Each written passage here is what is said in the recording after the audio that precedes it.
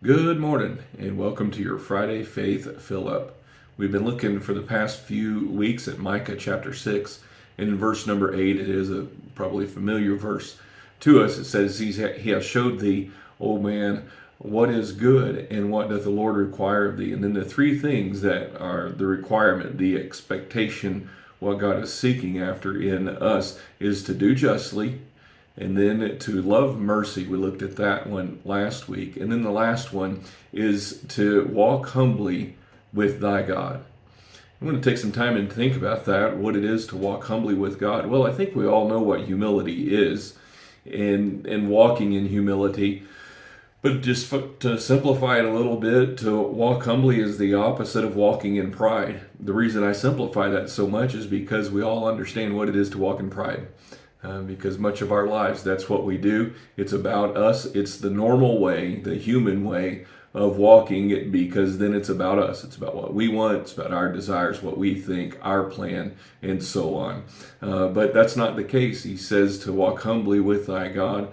To walk, though, when you think about what walking means, it has more to do with not just the steps that we take, but literally a stride that is taking. In other words, steps, plural, that we're continuing to walk. Or we could even say it this way, that it becomes a way of life. It becomes something that we do all the time in our life. Ultimately, it's not just a one-time experience or a one-time thing, but that we would have a goal to walk with Him on a continual basis in our lives. But when I thought about that walking humbly with God, my mind went to Amos chapter 3 in verse number 3. Says this, and he's talking in context, he's talking to the same people, talking to Israel about what they're doing in their backslidden state. But he says this, he says, can two walk together except they be agreed? Well, we find that if we're going to walk humbly with our God, there's going to have to be an agreement there. And the agreement there isn't about us getting Him to agree with us, but rather that we come to the place to where we're in agreement with Him in every aspect of our lives, that we find what His view is, and that's what we follow. That's what we look after. That's what it is. Walking humbly means that we are going to be in agreement with Him.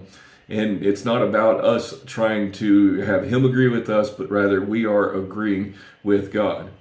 That takes us then a little bit farther to the place where we recognize our dependence upon God.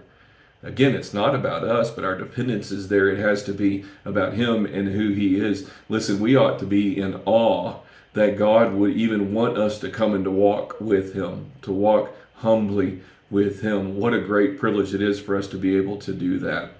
But again, we typically are going to make it about ourselves.